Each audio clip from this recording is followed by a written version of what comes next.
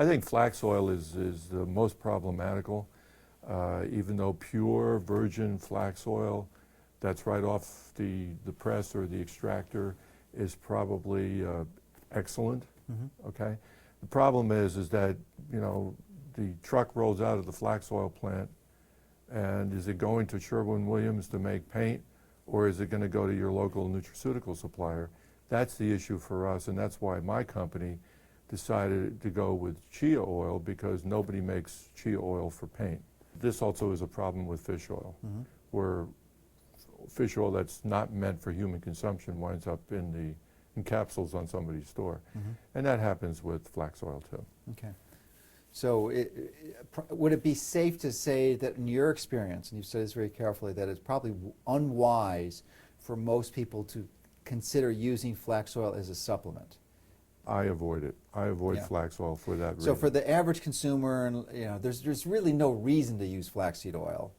I mean, if they do want the benefits of flax for whatever reason, they can actually buy fresh, organic, and that's important, flax seeds and grind it fresh. Because the moment you grind it, it's still pretty good, and it has to be consumed within, what, an hour or 2 hours before it starts to oxidize? Certainly less than a day. Less than a day. So, and this is another interesting thing that really is shocking.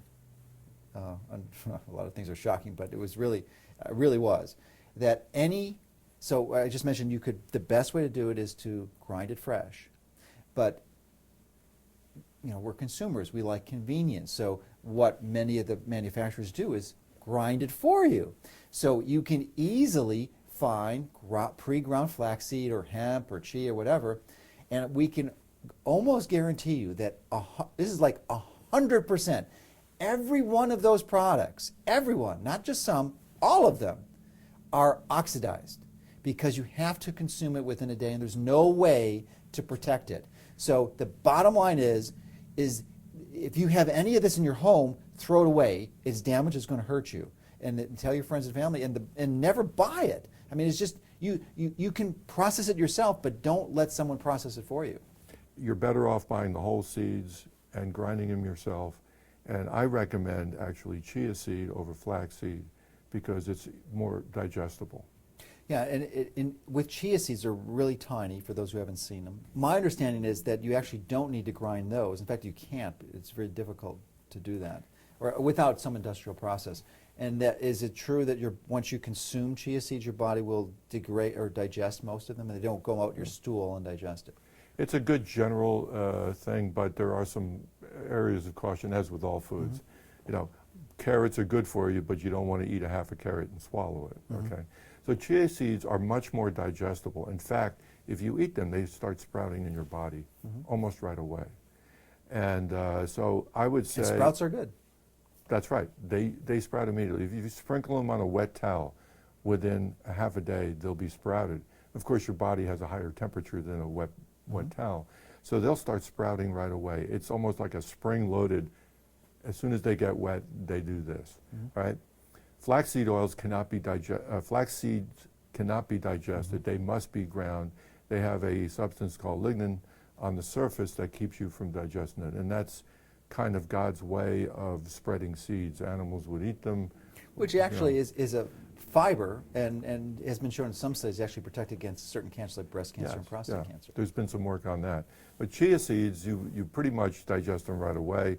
A word of caution, though, is that I would say they're 70 to 80% digestible.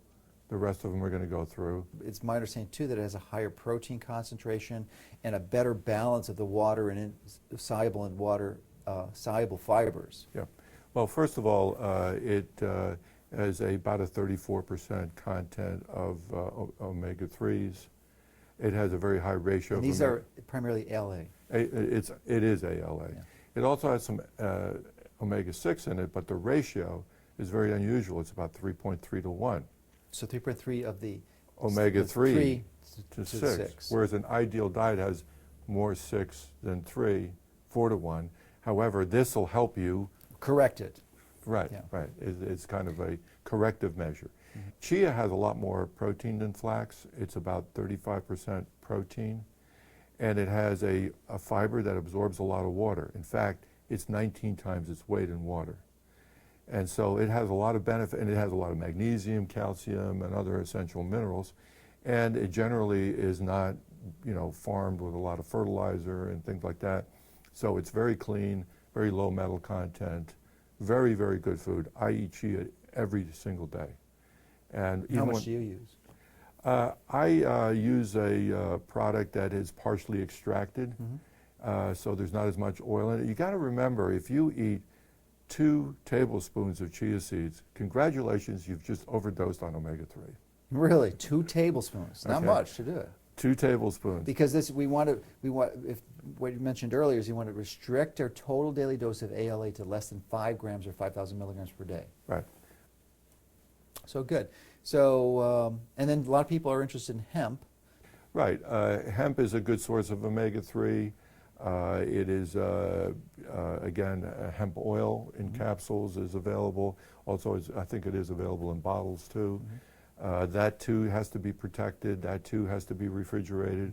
I generally refrigerate everything. I have a little basket in my refrigerator, and even my vitamins, I keep them cold because it's well known that vitamins decompose over time. But you still believe that chia is better than hemp? Yes, I do. Okay. And there's one that's emerging now, Perilla. Perilla, yeah. And It may be better than chia. it is better than It is better than chia. Yes, it's an ancient Asian seed that's used for spice in Japan, Korea, especially Korea, Vietnam. The leaves are used, and it has an when I saw the numbers, it has an incredibly. So what impressed you about it? Well, it's a 5-to-1 ratio. Oh, instead of 3.3, it's 5-to-1. Yeah, and there's no other plant on Earth that has that, and I just